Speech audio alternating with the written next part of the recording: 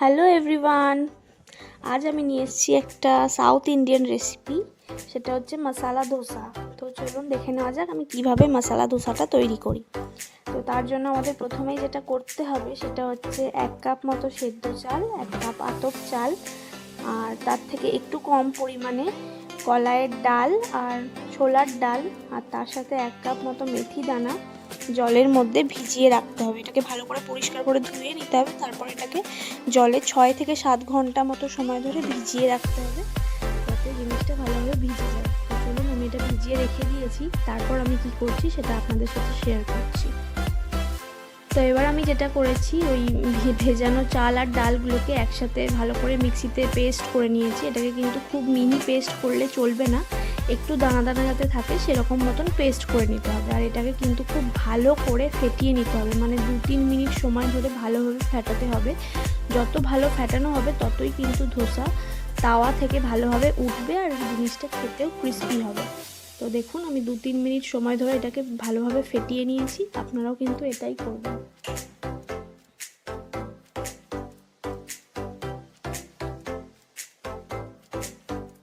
আর এটার ব্যাটারটা কিন্তু খুব বেশি পাতলা অথবা খুব বেশি ঘন করলেও চলবে না, ঠিক যেমনটা আমি করেছি দেখুন আপনাদেরকে আমি দেখালাম ঠিক সেইভাবেই, কিন্তু যাতে তাওয়াতে দেওয়ার সঙ্গে সঙ্গে এটা ভালোভাবে গড়িয়ে পড়ে যায় সেই মতন টেক্সচারটা কিন্তু আনতে হবে। তারপর এটা আমি ঢাকা দিয়ে রেখে দিলাম। তো এতক্ষণ আমি দেখে নিই, চলুন যে আলু মশালাটা কীভাবে তৈরি করব। তার জন্য প্রথমেই দরকার সাদা তেল, সর্ষে ফোড়ন দেব, আর তার মধ্যে ছোলার ডাল, বিউলির ডাল, আর এই পেঁয়াজ কুচি, কাঁচা লঙ্কা কুচি, আদা বাটা, আর তার সাথে প্রয়োজন কিন্তু কারি পাতা, ওটা কিন্তু মাস্ট। তো আমি কড়াই তেলটা এর মধ্যে গরম করে নেব। তেল গরম হয়ে এলে আমি যেটা আপনাদের বললাম, ফোড়নে আমি ইউজ করব সর্ষে, গোটা সর্ষে, কারণ কালো সর্ষে যেটা হয় সেই সর্ষেটা ইউজ করব। এবং সর্ষেটা ভালোভাবে ফটফট করে তেলের মধ্যে দেখুন ফোড়নটা হয়ে এলে এটাকে একটু নেড়ে চেড়ে নিয়ে এর মধ্যে ছোলার ডাল আর কলাইয়ের ডালটাও কিন্তু আমি দিয়ে দেব। এগুলোকে একটু ভালোভাবে নাড়াচাড়া করে এর মধ্যে কারি পাতাটা দিয়ে দিতে হবে। আপনারা কারি পাতাটা কিন্তু অবশ্যই ইউজ করবেন, এতে ধোসার টেস্ট কিন্তু খুব ভালো হয়। তো কারি পাতাটা একটু নেড়ে নিয়ে এর মধ্যে পেঁয়াজ কুচি, কাঁচা লঙ্কা কুচি আর আদা আপনারা চাইলে গ্রেট করেও দিতে পারেন, আমার কাছে বাটা ছিল তাই আমি বাটাই দিয়েছি। কিন্তু তার আগে অবশ্যই পেঁয়াজটাকে একটু ভালোভাবে ভেজে নিতে হবে, খুব লাল না হলেও হালকা লালচে করে ভেজে নেওয়ার পর আদাটা আমি এর মধ্যে দিয়ে দেবো। তো আদা দেওয়ার পর আমি খানিকক্ষণ নাড়াচাড়া করে এর মধ্যে আমি দিয়ে দেবো কাশ্মীরি মির্চ লাল হওয়ার জন্য, একটু মশলার কালার, আর হলুদ গুঁড়ো আর পরিমাণ মতো লবণ। তো ঝালের জন্য তো আমি কাঁচা লঙ্কা ইউজ করেছি। আর এই অবস্থায় গ্যাসের ফ্লেমটা কিন্তু একদম লোতে রাখবেন যাতে কোনো মশলা লেগে না যায়। এরপর আমি এর মধ্যে দিয়ে দেবো সেদ্ধ করে নেওয়া আলুটাকে একটু নাড়াচাড়া করে ভালোভাবে এটাকে স্ম্যাশ করে নিতে হবে যাতে খুব একটা দানা দানা গোটা গোটা ভাব না থাকে আলুর মধ্যে। তো আমি আলুটাকে ভালোভাবে স্ম্যাশ করে নিয়ে নামানোর আগে এতে অল্প পরিমাণে চিনি ইউজ করেছি, এতে টেস্টটা খুব ভালো ব্যালেন্স হয়। তো চলুন আমার আলু মশলা তো একদম রেডি। এবার এটাকে আমি নামিয়ে নেব কড়াই থেকে নামিয়ে এটাকে আমি একটু ঠান্ডা হতে দেবো। তো আমার আলু মশলা কিন্তু একদম রেডি। আপনারাও বাড়িতে এইভাবে ট্রাই করবেন, দেখবেন আমার মনে হয় খুব ভালো লাগবে।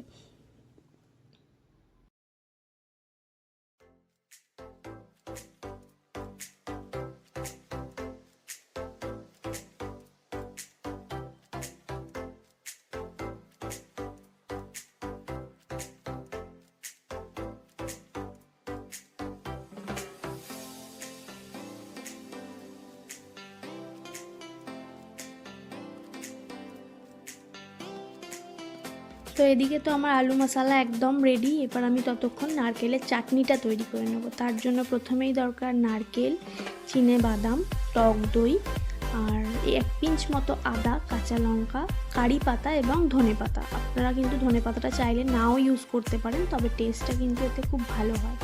তো এবার আমি সব জিনিসগুলোকে একসাথে মিক্সিতে পেস্ট করে নেব। এটাও খুব মিহি পেস্ট না করলেও চলবে, আবার আপনাদের ইচ্ছে মতন আপনারা পেস্টটা করে নিতে পারেন। তো আমি এতে একটুখানি পরিমাণ জল ইউজ করেছি। তো দেখুন আমার নারকেলের চাটনি কিন্তু পেস্ট করা একদম কমপ্লিট হয়ে গেছে। এটার টেক্সচারটাও কিন্তু ঠিক এরকমই থাকবে। তো এবার কিন্তু আমি চাটনিটার মধ্যে একটু তড়কা মেরে নেব। তার জন্য আমার প্রয়োজন একটু সর্ষের তেল, কালো সর্ষে, শুকনো লঙ্কা আর কারি পাতা। তো তো তেলটা গরম হয়ে গেলে এর মধ্যে আমি শুকনো লঙ্কা সর্ষেটা দিয়ে দেবো আর কারি পাতাটাও দিয়ে দেবো। এতে এই ফোড়নটা ইউজ করলে কিন্তু চাটনির টেস্টটা খুব ভালো হয় আর স্মেলটাও খুব সুন্দর আসে। তো এবার আমি চলুন ধোসাগুলো তৈরি করে নিই। তার জন্য আমি যেটা সোক করে রেখেছিলাম সেটা দেখুন খুব ভালোভাবেই কিন্তু ফার্মেন্টেড হয়ে গেছে, অনেকক্ষণ যেহেতু ভেজানো ছিল। তো এবার আমি এর মধ্যে পরিমাণ মতো লবণ দিয়ে এটাকে আরেকটু হাত দিয়ে ফেটিয়ে নেব। যত হাত দিয়ে ফেটাতে পারবেন ততই কিন্তু ভালো, আবারও বলছি। তো চলুন এবার আমি গ্যাস অন করে ধোসাগুলো একে একে তৈরি করব। এই পর্যায়ে আপনার গ্যাসের ফ্লেমটা লো টু মিডিয়ামের মধ্যেই রাখলে ভালো হয়। তো এবার আমি ভালোভাবে কিন্তু তাওয়াটা হিট করে নেব। দেখুন আমি হাত দিয়ে একটু দেখে নিচ্ছিলাম তাওয়াটা ঠিকঠাক হিট হয়েছে কিনা। পুরোপুরি গরম হওয়া তাওয়াতেই কিন্তু আপনারা ধোসাটা দিয়ে দেবেন না, যেহেতু তাওয়াটা একটু ঠান্ডা হওয়া দরকার। তো এবার আমি একটু জলের ছিটে দিয়ে তাওয়াটাকে ঠান্ডা করে নেব। আপনারা চাইলে অয়েল ব্রাশও করে নিতে পারেন, বাট আমি করব না, যেহেতু এটা আমার ননস্টিকের তাওয়া। তো আমি অয়েল ব্রাশ এর মধ্যে করছি না। তবে হ্যাঁ, ধোসাটা দেওয়ার পর কিন্তু উপর দিয়ে আমি একটু অয়েল ছড়িয়ে দেব, তাহলে ক্রিস্পিনেসটা ভালো হয়। তো তাওয়াটা কিন্তু এর পর্যায়ে আমি ঠান্ডা করে নেব। মানে খুব জ্বলন্ত মানে গরম তাওয়ায় কিন্তু ধোসা দিলে ওটা ঠিকঠাক মতন দেওয়া যাবে না, মানে দিতে দিতে কিন্তু সরে যাবে। তো এবার আমি একে একে একটা একটা করে ধোসা দেব। যতটা পারবেন পাতলা করেই করার চেষ্টা করবেন, তাহলে কিন্তু ব্যাপারটা খুব মুচমুচে হয় আর খেতেও খুব টেস্টি হয়। তো দেখুন এভাবে আমি ক্লকওয়াইজ কিন্তু হাতাটাকে ঘুরিয়ে ঘুরিয়ে, আপনারা ঠিক যতটা বড় তাওয়া ইউজ করছেন সেই পরিমাণ মতন আন্দাজ করে বড়ভাবে ঘুরিয়ে নেবেন। তো আমি তো দিয়ে দিয়েছি। এরপর আমি এর মধ্যে হালকা হালকা করে একটু একটু করে তেল দেব, সাদা তেল অবশ্যই। আপনারা চাইলে তো হ্যাঁ, যেটা বলছিলাম, আপনারা চাইলে কিন্তু এর মধ্যে বাটারও ইউজ করতে পারেন। আমি যেমনটা করেছি, কয়েকটা সাদা তেল দিয়ে করেছি আর কয়েকটা কিন্তু বাটার দিয়ে। তো দেখতেই পাচ্ছেন আমার ধোসাগুলো কিন্তু খুব সুন্দরভাবে উঠে যাচ্ছে, মানে একটুও কিন্তু নিচে লেগে যাচ্ছে না।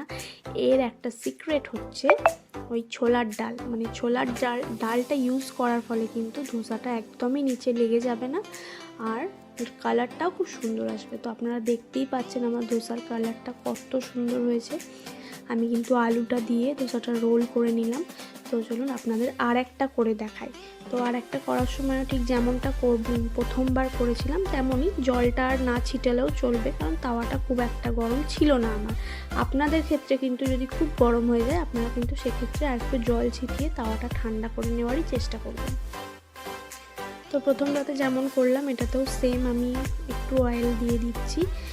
এক্ষেত্রে ব্রাশ থাকলে খুব ভালো হয়, বাট আমার কাছে যেহেতু অয়েল ব্রাশ করারটা ছিল না, তো আমি সেজন্য চামচ দিয়ে এটা করে নিচ্ছি। তো এবার আমি আবার সেম প্রসেসে মিডিলে কিন্তু একটু আলুর পুর দিয়ে দেবো। তো তারপর আমি ধোসাটাকে এভাবে গোল করে নেবো। আপনারা চাইলে তিনটের ভাঁজ নাও করতে পারেন। আপনারা নিজেরাই দেখে নিন এটা কতটা ক্রিস্পি হয়েছে। নিশ্চয়ই সাউন্ড শুনে বুঝতেই পাচ্ছেন কতটা ক্রিস্পি। তো এইভাবেই কিন্তু ধোসাটা আপনারা সার্ভ করবেন, গরম গরম অবশ্যই সার্ভ করবেন। তো আমাদের গরম গরম ধোসা তো একদম রেডি, আর এটা খেতে কিন্তু খুবই টেস্টি হয়েছিল। আপনারাও অবশ্যই বাড়িতে একবার এইভাবে ট্রাই করবেন। খুবই ইজি প্রসেস, ঘরে থাকা উপকরণ দিয়েই কিন্তু এই মশলা ধোসা একদম তৈরি হয়ে যায়। তো আমার ভিডিওটা যদি ভালো লেগে থাকে তাহলে লাইক করবেন, কমেন্ট করবেন আর অবশ্যই কিন্তু ধোসাটা বাড়িতে তৈরি করার চেষ্টা করবেন। তো চলুন, বাই। আজকের মতন দেখা হচ্ছে নেক্সট ভিডিওতে।